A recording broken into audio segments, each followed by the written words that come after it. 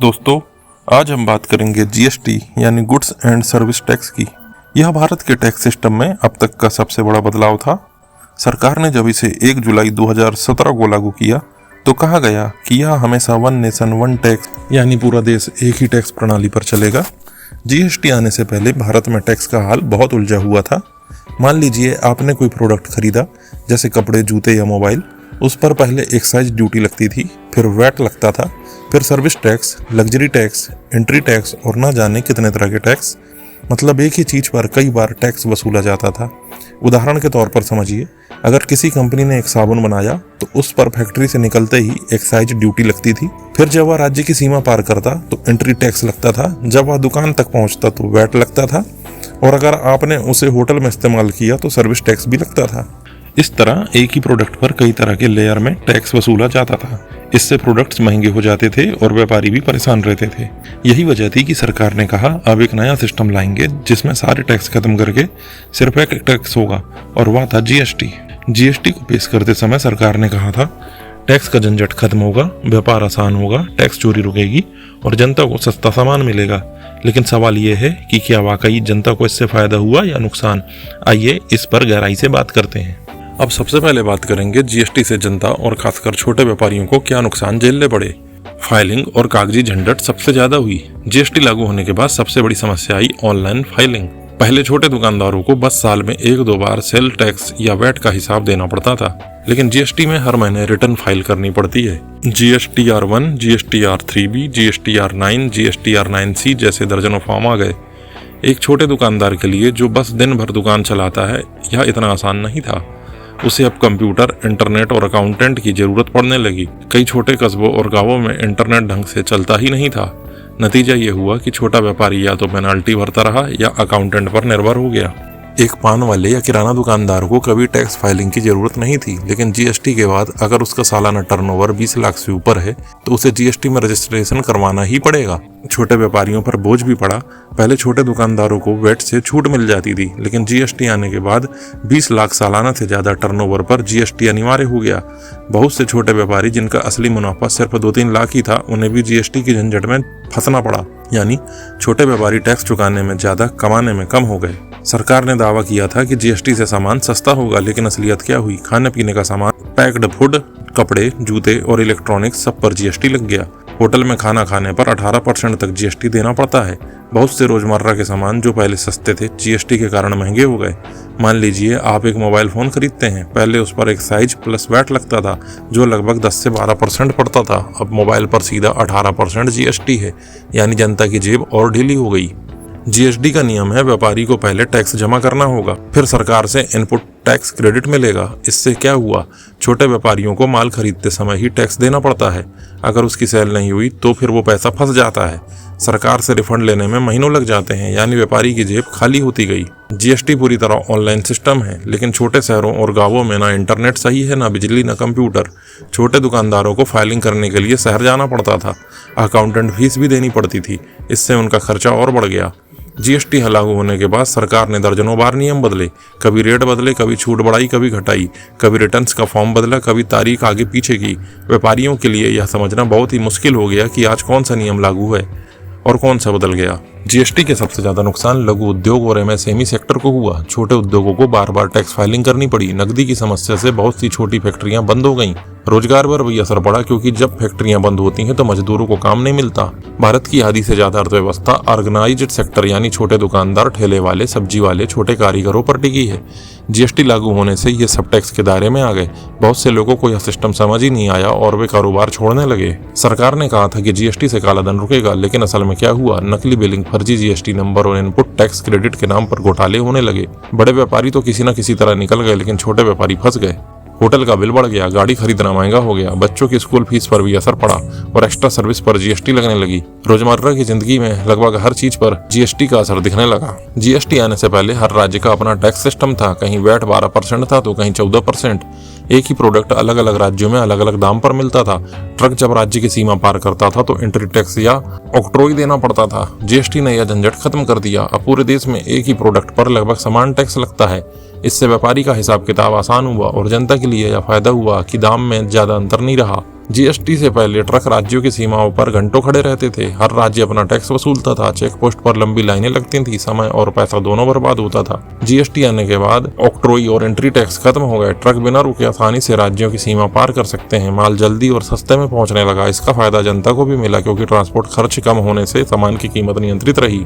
पहले दर्जनों टैक्स थे, excise, VAT, service tax, luxury tax, entertainment tax, entry tax. इन सबको हटाकर सिर्फ एक टैक्स कर दिया गया, जीएसटी। अब व्यापारी को सिर्फ जीएसटी का हिसाब रखना होता है। अलग अलग विभागों के चक्कर लगाने की जरूरत नहीं रही। जनता के लिए भी यह समझना आसान हो गया कि किसी प्रोडक्ट पर कितना टैक्स लग रहा है। जीएसटी का सबसे बड़ा फायदा व्यापारियों को इनपुट टैक्स क्रेडिट से मिला। पहले व्यापारी पर एक ही प्रोडक्ट पर कई बार टैक्स लगता था। अब व्यापारी जितना टैक्स माल खरीदते समय देता है उतना बाद में घटा सकता है। उदाहरण के तौर पर समझते हैं, मान लीजिए एक व्यापारी ने 100 रुपए का माल खरीदा और उस पर 18 रुपए जीएसटी दिया। जब वह उस माल को 150 रुपए में बेचेगा तो ग्राहक से 27 जीएसटी लेगा। लेकिन व्यापारी सरकार को पूरा 27% नहीं देगा, बल्कि पहले दिए गए 18% घटा देगा और सिर्फ 9% जमा करेगा। इससे व्यापारी पर डबल टैक्स का बोझ नहीं पड़ता और प्रोडक्ट की अंतिम कीमत भी नियंत्रित रहती है। इससे एक फायदा और हुआ, पारदर्शिता और भ्रष्टाचार में कमी। जीएसटी पूरी तरह ऑनलाइन सिस्टम है। Registration, return filing, tax payment सब कुछ वेबसाइट या मोबाइल से होता है। टैक्स अधिकारी से सीधे संपर्क की जरूरत नहीं पड़ती। इससे भ्रष्टाचार के मौके कम हो गए। पहले टैक्स अधिकारी रिश्वत लेकर मामला सुलझा देते थे, अब ज्यादातर काम ऑटोमेटेड हो गया है। जीएसटी ने भारत को डिजिटल लेन देन की तरफ ढकेला। छोटे छोटे व्यापारी अब कंप्यूटर और इंटरनेट का इस्तेमाल करने लगे। ऑनलाइन पेमेंट और ऑनलाइन अकाउंटिंग बढ़ी। इससे भविष्य में देश की अर्थव्यवस्था और पारदर्शिता बनेगी। हालांकि पूरी तरह से टैक्स चोरी नहीं रुकी, लेकिन जीएसटी ने कई खामियों को कम किया। हर लेन देन का डिजिटल रिकॉर्ड बनता है, इनवॉइस मैचिंग होती है, फर्जी बिलिंग पकड़ना आसान हो गया है। इससे सरकार की कमाई बढ़ी और जनता का पैसा विकास में इस्तेमाल होने लगा। जीएसटी दरें हर चीज पर एक जैसी नहीं है। अनाज, दूध, दाल, फल, सब्जी जैसे जरूरी सामान पर 0% टैक्स है। कपड़े और जूतों पर टैक्स पहले 12 से 14% तक था, लेकिन जीएसटी ने कई बार घटाकर 5% किया। बहुत सी दवाइयां सस्ती हुई क्योंकि जीएसटी दरें कम रखी गई, यानी आम जनता को कई जरूरी चीजों पर फायदा हुआ। जीएसटी में छोटे व्यापारियों को राहत देने के लिए कंपोजिशन स्कीम शुरू हुई। अगर किसी व्यापारी का सालाना टर्नओवर 1.5 करोड़ तक है तो वह इस स्कीम में आ सकता है। उसमें हर महीने फाइलिंग नहीं करनी पड़ती, सिर्फ साल में एक बार करनी होती है। टैक्स भी बहुत कम, 1 से 5% देना होता है। इससे छोटे दुकानदारों को राहत मिली। जीएसटी से सरकार की टैक्स वसूली बढ़ी। कई व्यापारी टैक्स से बच जाते थे। अब डिजिटल सिस्टम में बचना मुश्किल है। सरकार को ज्यादा पैसा मिल गया, जिससे सड़कें, बिजली, अस्पताल और शिक्षा पर खर्च कम किया जा सकता है। लंबी अवधि में जनता को फायदा होगा क्योंकि सरकारी सेवाएं बेहतर होंगी। जीएसटी ने भारत को विदेशी व्यापार के लिए आसान बना दिया। एक्सपोर्टर्स को इनपुट टैक्स क्रेडिट और रिफंड मिलता है। विदेशी कंपनियों के लिए भारत का टैक्स सिस्टम आसान हुआ, इससे विदेशी निवेश बढ़ा।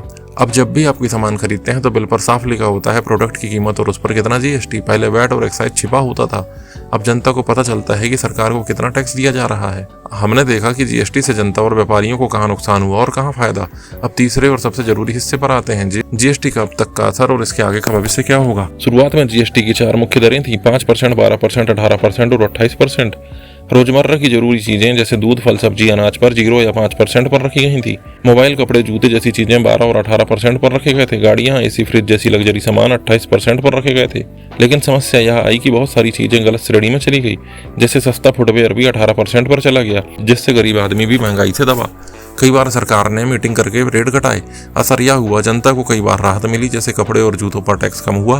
लेकिन अभी भी बहुत सी चीजें 18% की ऊंची दर पर हैं, जिससे आम लोगों पर बोझ है। जीएसटी का मकसद था कि सरकार को टैक्स चोरी रोककर ज्यादा आय मिले, और हुआ भी यही। 2017-18 में सरकार को औसतन 85,000 करोड़ प्रति माह जीएसटी से मिलते थे। 2025 आते आते बढ़कर यह 1.5 लाख करोड़ से भी ज्यादा हो गया। इसका सीधा असर जनता पर पड़ा। सरकार के पास विकास के लिए ज्यादा पैसा आया। सड़कें, बिजली, अस्पताल, डिजिटल सुविधा पर खर्च हुआ। राज्यों को भी उनके हिस्से का टैक्स समय पर मिलने लगा। सरकार ने कहा था कि जीएसटी से महंगाई घटेगी, लेकिन असल में असर मिला जुला रहा। जरूरी चीजें सस्ती रहीं क्योंकि उन पर 0 से 5% टैक्स है, लेकिन मिडिल क्लास और शहरों में रहने वाले लोगों को महंगाई ज्यादा झेलनी पड़ी क्योंकि खाने पीने के बाहर की चीजें 12% से 18% टैक्स स्लैब में है। होटल में खाना खाने से पहले सर्विस टैक्स और वैट मिलाकर 10 से 12% लगता था, लेकिन अब 18% जीएसटी है, यानी जनता को बहुत बड़ी राहत नहीं मिली। शुरुआत में छोटे व्यापारियों ने जीएसटी को बोझ माना। हर रिटर्न फाइलिंग, कंप्यूटर और अकाउंटेंट की जरूरत पड़ी। देर से फाइल करने पर पेनाल्टी होती थी, लेकिन धीरे धीरे सिस्टम आसान होता गया। सरकार ने कंपोजिशन स्कीम शुरू की। अब छोटे व्यापारियों को हर महीने नहीं बल्कि तिमाही रिटर्न फाइल करने की सुविधा मिल गई है। मोबाइल ऐप और ऑनलाइन पोर्टल से काफी काम आसान हुआ है, यानी अब छोटे व्यापारी भी धीरे धीरे जीएसटी सिस्टम में डल गए हैं। दोस्तों, आज हमने विस्तार से समझा कि जीएसटी क्या है, इससे जनता और व्यापारियों को क्या नुकसान हुआ और क्या फायदे हुए। अब इसका क्या असर पड़ेगा ये भी आगे देखेंगे। अगर हम इसे एक लाइन में कहें तो जीएसटी भारत के टैक्स सिस्टम की सबसे बड़ी सर्जरी थी। पहले दर्जनों टैक्स का जाल था, पर अब सिर्फ एक ही टैक्स है, जीएसटी। लेकिन हकीकत यह रही कि छोटे व्यापारी शुरू में बहुत परेशान हुए। हर महीने रिटर्न भरना, इंटरनेट और अकाउंटिंग की जरूरत, पेनाल्टी का डर, ये सब उनके लिए बोझ बन गया। जनता को भी होटल, गाड़ी और रोजमर्रा के कई सामानों पर ज़्यादा टैक्स देना पड़ा, यानी नुकसान भी साफ दिखे। लेकिन दूसरी तरफ देश में टैक्स सिस्टम आसान हुआ। राज्यों की सीमा पर ट्रक खड़े रहकर समय और पैसा बर्बाद नहीं करते। इनपुट टैक्स क्रेडिट से डबल टैक्स का बोझ कम हुआ।